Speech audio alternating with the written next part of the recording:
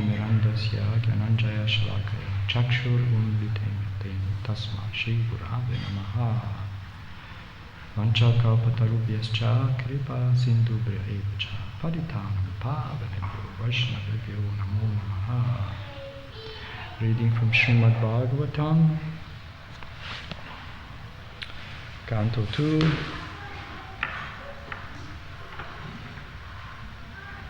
Chapter 10. Chapter is called Bhagavatam is the answer to all questions. And verse 20. Nasike nirabidyetam doduyati nabhasvati tatra vayurgandavaho grano nashi jikrikshataha nasike nirabidyetam doduyati nabhasvati tatra vayurgandavaho grano nashi jikrashataha nasike nirabidyetam doduyati nabhasvati tatra vayurgandavaho grano nashi jikrashataha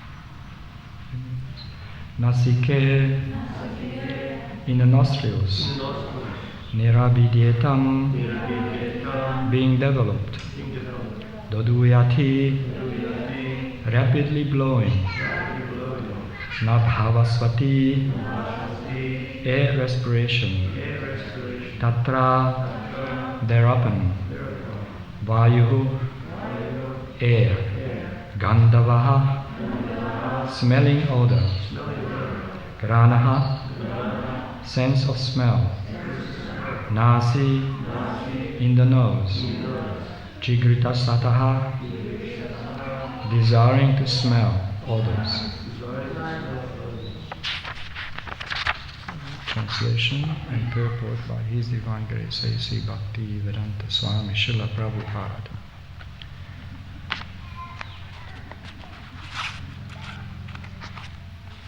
Thereafter, when the Supreme Purusha desired to smell odors, the nostrils and respiration were generated. The nasal instrument, the odors, came into existence, and the controlling deity of air, carrying smell, also became manifested. Please repeat. Thereafter, when the Supreme Purusha desired to smell odors,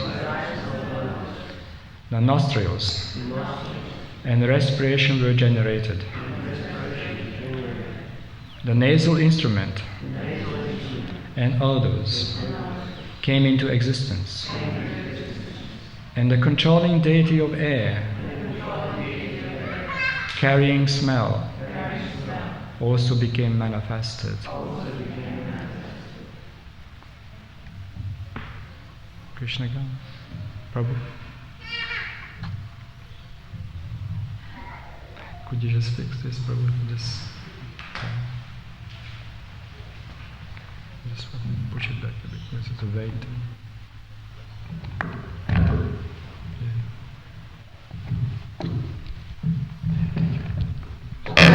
Tie it too.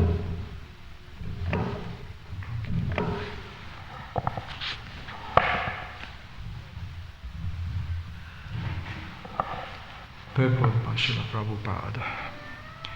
The nasal instrument, the odors, and the controlling deity air, smelling, etc., all became manifested simultaneously when the Lord desired to smell. The Vedic mantras confirm this statement in the Upanishads statement that everything is first desired by the Supreme before the subordinate living entity can act upon it. The living entity can see only when the Lord sees. The living entity can smell when the Lord smells, and so on. The idea is that the living entity cannot do anything independently.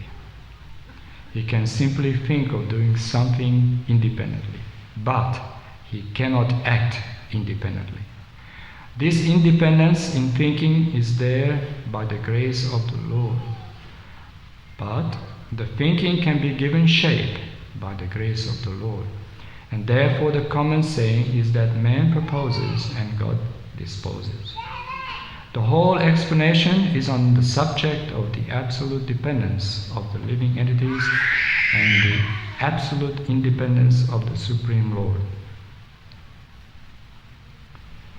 Less intelligent persons claiming to be on the equal level with God must first prove themselves to be absolute and independent. Then they must substantiate their claim to be being one with God. I read the verse again. Thereafter, when the Supreme Purusha desired to smell odors, the nostrils and respiration were generated. The nasal instrument and odors came into existence, and the controlling deity of air carrying smell also became manifested. This is continuing the manifestation of Krishna's creation. How systematic and logical the way Krishna manifests these cosmic senses in the creation, which has symbolic meanings, esoteric meanings, and also connecting to all living entities. Krishna explains in the Bhagavad Gita that he is the Rishikesha, the master of the senses. So he is not only master of his own senses, transcendental senses, but he's also the controller of the senses of all living entities. He's controlling these sense perception, sensual functions, because the living entities can manifest their individuality and experience in this material world, especially in this cosmic manifestation based on three-dimensional experience. We have to have the senses so we can accumulate not only knowledge but also enjoy or suffer in this material world. So the senses are a crucial part of it. And not only that, we have senses in our original Nitya Swarupa, also in our original spiritual state. So the senses of the living entity and the senses of Krishna are eternal functions. This is just the nature of an individual that we have senses. We can sense things, subtle senses like the mind, the manasa. And we can see how Krishna created this beautiful creation here. If you analyze, even just from a rational or even just from an engineering point of view, such precision in every level, and it cannot have any mistake. So when Krishna have a grand design, a macro scale, a cosmic manifestation, to the micro scale, atomic particles, how he is manifesting his excellent, extraordinary, intelligent design. So the senses of Krishna obviously has a much more influence in our universal creation, and they have their controlling deities. So in this particular verse, Vayu, the controlling deity of air. So as we know from Bhagavad Gita also, we have the 5 elements and the 3 subtle elements. And each have their controlling deities. Looking at the cosmic layout, the Vedic cosmology, they also have their regions and directions. The way they're situated, how Krishna actually masterminded and designed how they should function and what is their responsibilities. For example, Vayudev is residing in the northwest part of the cosmic manifestation in our universe in relation to the North Star, Dhruva's planet. Agni in the southeast, Surya in the east, obviously, in relation to our cosmic manifestation in this particular universe. Southern direction, Mars. Southwest is Rahu. West is Varuna. Northwest is Chandra. North is Mercury, Kuvera. So these planets and their placements designed by Krishna himself. And as we know from the Srimad Bhagavatam that the original Purusha, Mahapurusha, Gaudaksha Vishnu, he had a very deep meditation, manasa. And these cosmic manifestations gradually manifested. And we have Gaudaksha Vishnu, each universe manifesting. And they have the gradual manifestations and functions. And the controlling deities. It's very important to understand how these controlling deities work in this universe, because we can understand the matrix of this creation. Even our physiological makeup is based on these elements and the controlling deities. Just like Manibandha Prabhu mentioned, Jatara Agni, the fire of digestion. And Krishna also says, I am the fire of digestion in that. So Krishna is always present, and he may be manifesting through the controlling deity. Obviously, the elements of nature are very pure. Nothing can contaminate the elements. The air is not getting contaminated. Air just carries the contamination, just like it carries the clouds. The fire, Agni, cannot be contaminated. Therefore, Agni is a crucial importance in fire sacrifices. We offer homage, prayers, ghee, ingredients, grains to Agni Dev. Agni Dev represents the mouth, the tongue of Vishnu. So we offer.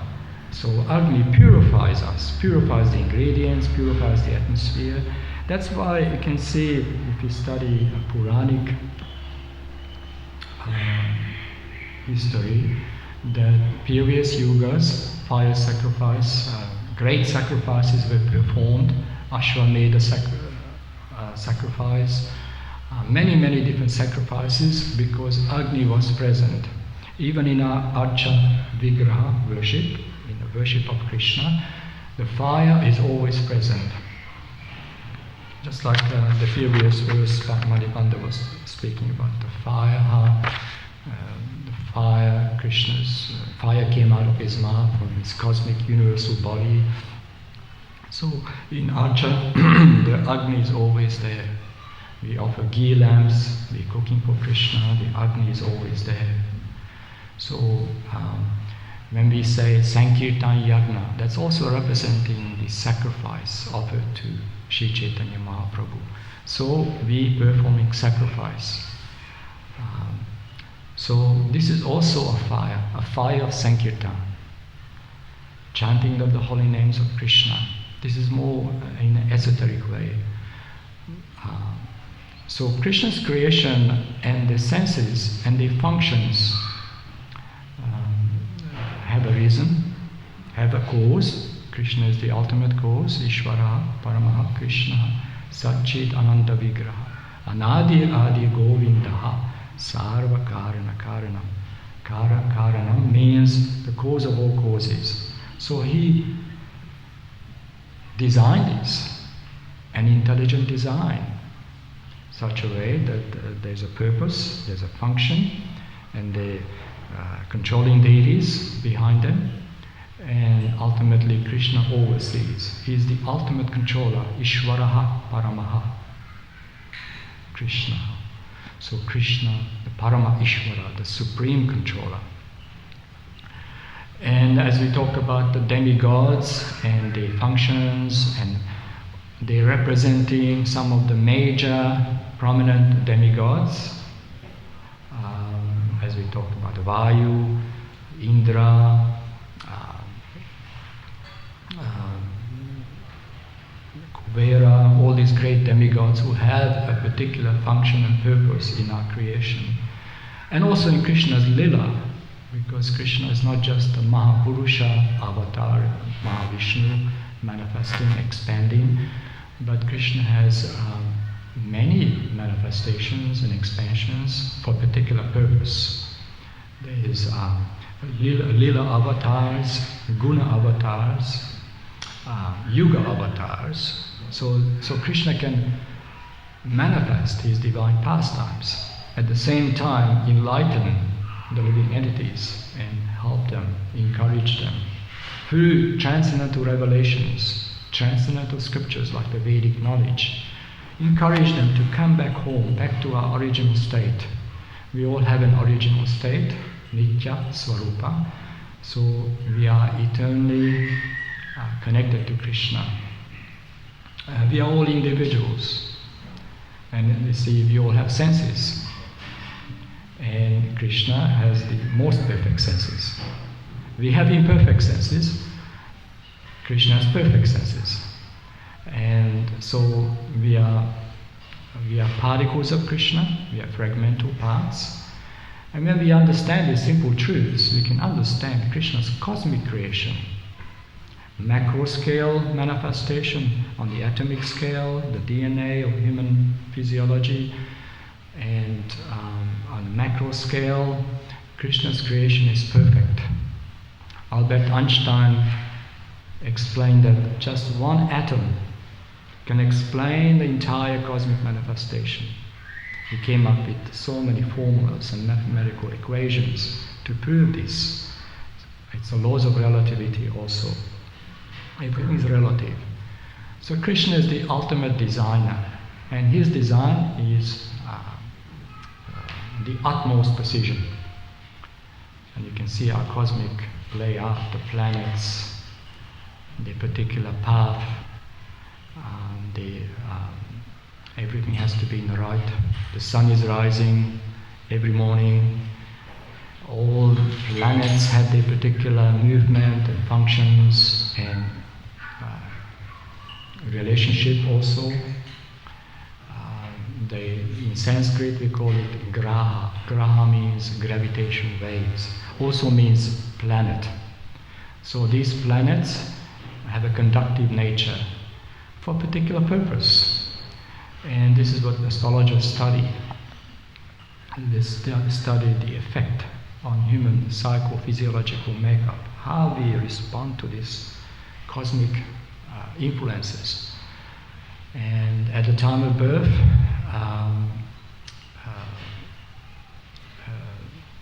the newborn baby is affected, the DNA of the baby affected by the cosmic matrix, particular alignment, which programs the psychophysiological makeup of the person. It's like a software. It's programmed. So Krishna is the ultimate software designer. Everything has to be perfect. And just like building a city or a town or village or even just an ordinary residential house has to be designed carefully, has to be done by the experts, and understand the purpose of this. So Krishna's creation is perfectly arranged, systematically. He knows past, present and future and the consequences, what will be the outcome. So the purpose of this creation is to help the living entities to return back home, back to Godhead. I will just listen to morning walk conversation by Srila Prabhupada.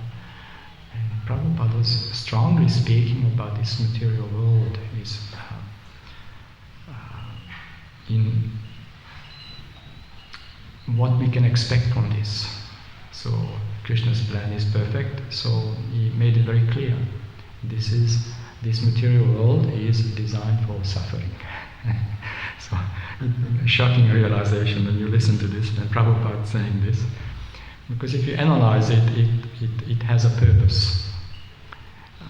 Krishna has many various energies. We call overall as Prakriti.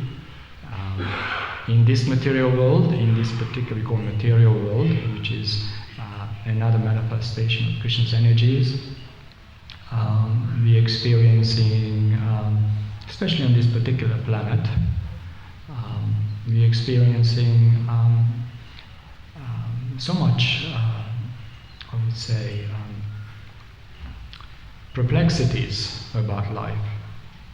Life is very short, in Kali Yuga especially, and we are inflicted with so much physical, mental, and spiritual disease, call it.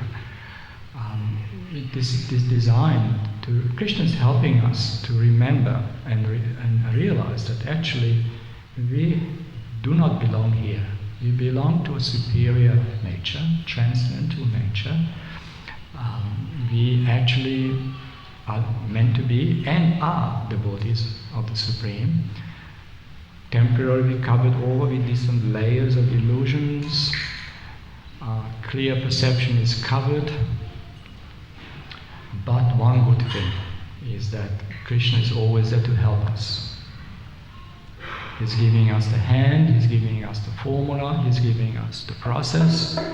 And in this age, in this particular age, although it's full of trouble, quarrelsome, Kali Yuga, living entities have short memory, short lives, full of problems, anxiety, still there's one good thing in this age, and very, very effective, the most effective, the Harinama Sankirtan Yagna. Chanting of the holy names of Krishna can take us higher levels of realizations. The holy names of Krishna is the ultimate blessings for the entire cosmic manifestation. In previous yugas, the environment was more conducive to tapasya, meditation, sacrifices, temple worship, archana, Brahminical culture, great Raja Rishis, great Brahmanas. The atmosphere was very pure. So, but in this age, it's so difficult. The whole world is immersed in godlessness. Therefore, Sri Chaitanya Mahaprabhu gives himself to us. Please chant the holy names of Sri Krishna. Hare Krishna, Krishna Krishna, Hare Hare, Hare Rama, Hare Rama, Rama Rama, Hare Hare. The living entities actually have very minor independence. says in the purport. Actually, we all depend on Krishna. And Krishna controls our senses according to our karmic destiny. We have some kind of, we call kshetra, field of action. We can act in a particular way, and we are allowed to act, but the independence is only in the mind, really. And even that is given by Krishna. There's no real independence. Krishna is the supreme independent. We are all depending on things. We cannot be independent by our own will. Anyone who claims to be independent, they have to prove themselves, as Srila Prabhupada says here. Anyone who thinks that he's one with God, or I am God, or dare to challenge the supremacy of God, then they have to prove themselves. They have to substantiate their claim. And so that's why Mayavada, impersonalist philosophies, do not stand their claim. They cannot, because we all depending on Krishna. Everything, even just for oxygen. Look at this, we're all breathing the same air. Krishna is protecting us, helping us all the way through. But when we realize this, then we have a great fortune. We take shelter of Krishna. We chant the holy names of Krishna. We serve the devotees. We become conscious of these things. These simple truths cannot be emphasized enough. Every day we have to hear this. We are the humble servants of Vaishnavas, humble servants of the holy name, humble servants of the lordships. Tulsi Devi, the cows, they are worshipable personalities. We are here to give them pleasure. Then we are in our original state. That's our original state. To give pleasure to Krishna, serving Krishna, serving the devotees. And that way we get the divine protection of Krishna, because we are connecting to Him. This is the real yoga. People seeking some kind of yoga practice, but if you really want to understand what the yoga is in simple language, this is it.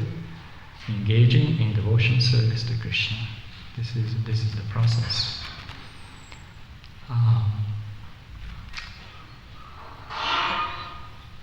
Krishna's senses,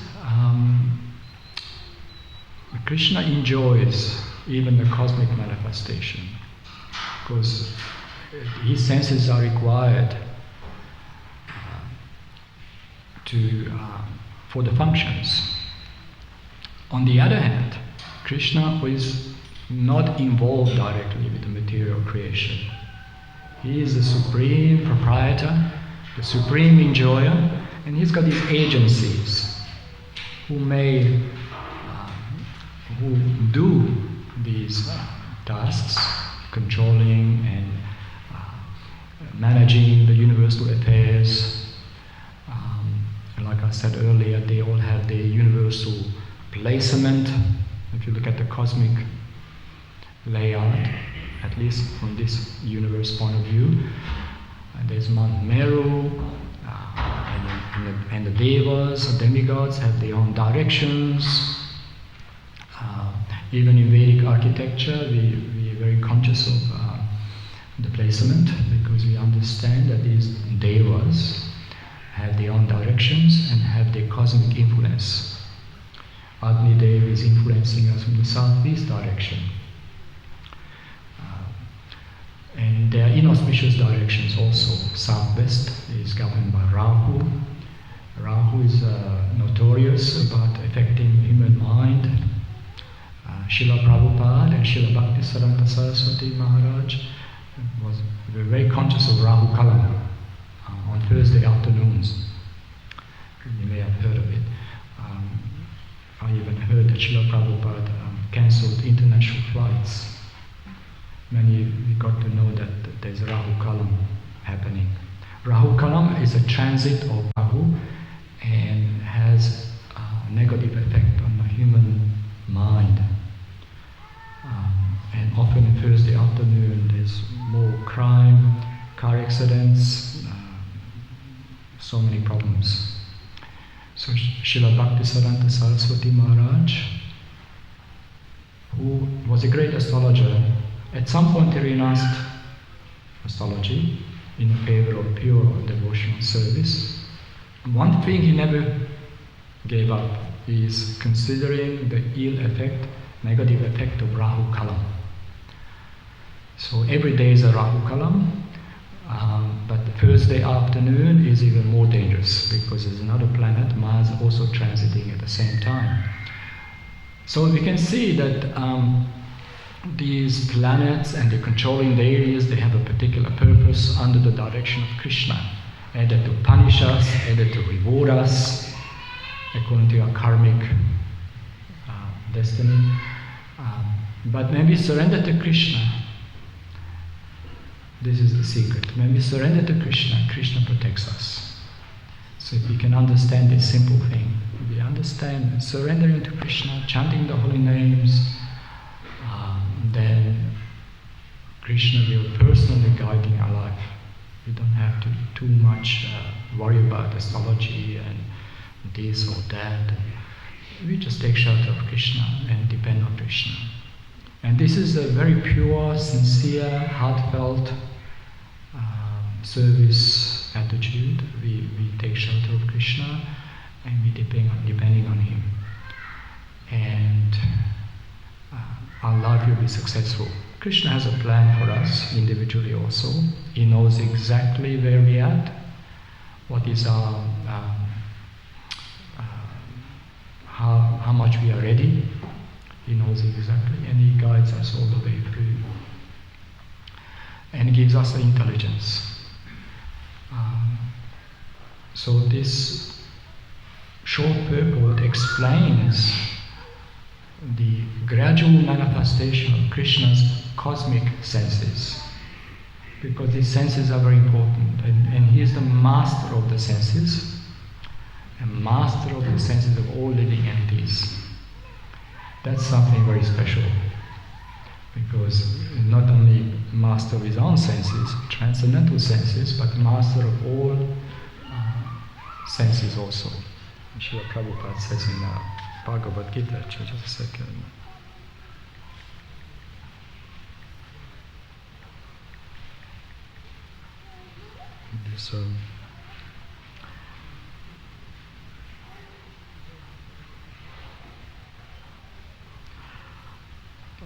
So in regard to Rishikesha, purport by Srila Prabhupada, Lord Krishna is referred to as Rishikesha in this verse because He is the owner of all senses.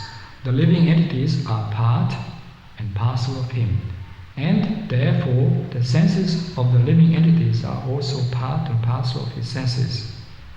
The impersonalists cannot account for the senses of the living entities, and therefore they are always anxious to describe all living entities as senseless or impersonal. The Lord, situated in the hearts of all living entities, directs the senses, but He directs in terms of the surrender of the living entities. In the case of a pure devotee, he directly controls the senses. There's a very clear explanation that in spiritual life, especially in Srimad Bhagavatam, is always coming back to a divine personality, individuality. If you study gradually, even the teachings of Bhagavad Gita, it's always about a person. There's no such a thing impersonal.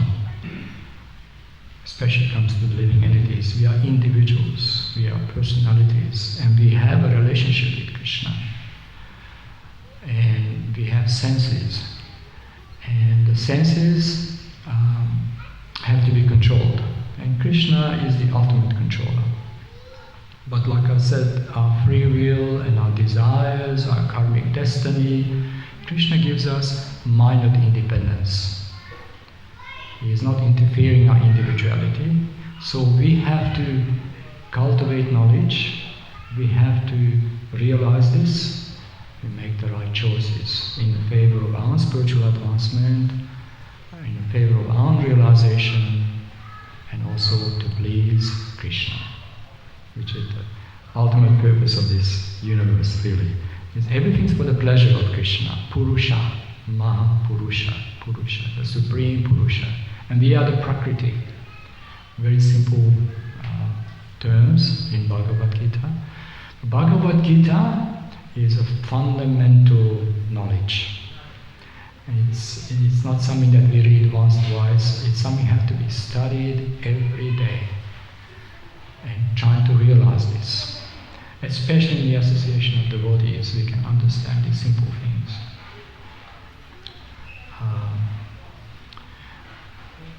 This is very important because we understand who Krishna is. He is the Supreme Personality of Godhead. He is the best friend of all living entities. He is the Supreme Proprietor and the Supreme Enjoyer. When we understand this, we can't go wrong. Krishna is our best friend, well-wisher, seed-giving Father. And He's the Supreme Proprietor. Everything belongs to Him. Everything is acting according to His will. So we have to understand that our actions, our words, our hearts should be offered as a sacrifice for His pleasure. And of course, He is the Supreme Enjoyer. He enjoys all this. Therefore, sacrifice is offered to Krishna. So Krishna is really the enjoyer of our services. And that way we also become satisfied, and we also become happy and joyful, connecting to Krishna with loving devotion. And when we serve Krishna, then we really understand. We start getting the actual understanding. It's not just a book knowledge, not just a scriptural knowledge, but practical application of the teachings. When we apply the principles of devotional service, we get realizations. We actually connect to Krishna with loving emotions, feelings, and attachments. When we're cooking for Krishna, it's such a pleasure. Such a pleasure. I had the great fortune to cook for the deities for so many decades. I was a pujari in Sydney also, almost 42 years now. And I'm still sitting here in front of the Lordships, and I feel great pleasure and great gratitude to Srila Prabhupada. Because every time I cook for the deities, for me it's not a cooking anymore, it's like a meditation. It's a deep contemplation there. Such a great fortune, such a privilege just to be there, near Radha and Krishna. Just a close proximity, just be there, feeling those emotions. What to cook for Krishna and Balaram, their pastimes. So this is the ultimate meditation. Krishna's senses. We meant to give pleasures to Krishna's senses. And then our life is successful. And it's not just some claim where you feel that my life is meaningful, happy, and joyful. And honestly, I'm saying this from my heart, the last 42 years, I never had one moment I regretted that I became a devotee. It's a funny story I'm telling a few devotees now as I reflect how I became Krishna conscious and how I became devotee. I was catching a flight from Vienna, 1980, and there was one devotee sitting next to me. I was only 18 years old. And I didn't have much knowledge of any spirituality or Krishna consciousness whatsoever. And we were catching a flight from Vienna to Melbourne, and there was one devotee there. I didn't know him, and he had Prabhupada's Life Comes from Life, Perfect Questions and Answers, Perfection of Yoga, and Shri Upanishad. He gave me all these books right. And because it's a long flight from Vienna to Melbourne, I was reading all these books basically. And by the time we got there, we had a connecting flight to Perth, and he had a connecting flight to Perth too. and he gave me other books, and he had some Mahaprasadam. And by the time we got to Perth, He said, if you come tomorrow, because it's all arranged, I had my accommodation, everything, and if you come to the temple, I'll take you to temple tomorrow, Sunday feast. And then I went for Sunday feast, second day in Australia. I just arrived the first day, I read all Prabhupada's books. Second day, he took me to the temple, and we had this massive Sunday feast. It's a small temple, I remember. And then mango sweet rice, halwa, puris, like big puris, crunchy, paneer sabji. I said, wow, talk about senses. See? And the temple president came up to me, I thought he was joking. He said, if you join the International Society for Krishna Consciousness, if you're helping us, if you become a devotee, you can eat like this every day. So, wow, this is a good idea. You know what I did? I joined the temple right away. I never left. I was there for a few months. I came over to Sydney Temple, and I was pujari there for many years. Radha Gopinath, Prabhupada's days. And I had an interesting journey. And I studied also Vedic architecture. I went to South India also. So right now I'm very busy with guiding Perth temple design and Brisbane temple design, part of the project. And I completed Sydney, the new Sydney temple. And helping Mayapur, sometimes some devotees ask me about town planning or whatever. I respond to devotees. And helping Ajita Prabhu also sometimes. And then just because I was based in Cairns, we had a very small center there. And Ajita Prabhu said, why don't you come, stay here now? So it's 4 years ago, 20 years. So what I'm saying is that anything else I remember, it's incredible. It's just incredible experience. Krishna consciousness is a very meaningful life, a very happy life, and honestly, I just can't express it. It's beyond words. So when I preach to these people here, guests, they feel something. This person have an experience here. It's not just, I'm just here because I read some books and okay, we worship Krishna. No, this is something more. We have to be real. We have to give our hearts to Krishna. We have to love Krishna. We have to love the devotees. And feel grateful to Srila Prabhupada.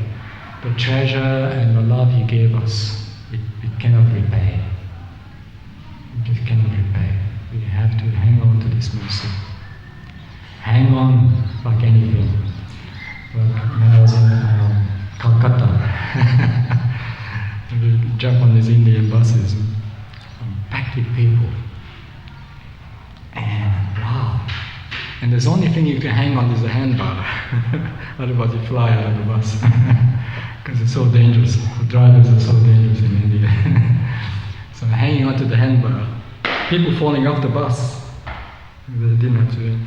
I was hanging, and I got the realization. That's how we have to hang on to Srila Prabhupada's lotus feet. And never let go, and you'll be okay. Just hang on to Srila Prabhupada, and you'll be okay. You'll be very happy, and just take shelter. And keep chanting the holy names, reading Srila Prabhupada's books systematically, and your life will be successful. 100% guaranteed. We have to have that faith. We have to have that faith in Srila Prabhupada. Srila Prabhupada gave us everything.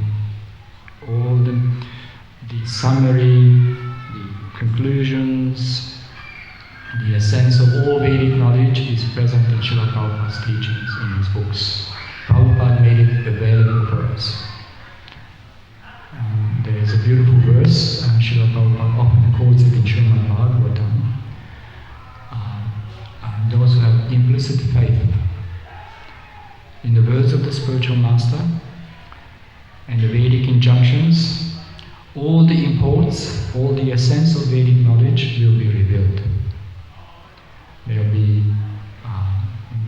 They'll get realization. realizations that this is the ultimate platform. The Jiva had been wandering many, many lifetimes. Now, finally, we have the lotus feet of Srila Prabhupada. It's something I'm still trying to comprehend. The mercy they had, the love and blessings of Srila Prabhupada. Hare Krishna. Hare Krishna.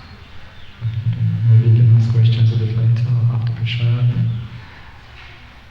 Srimad Bhagavatam ki jai, Srila Prabhupada ki jai. Hare Krishna.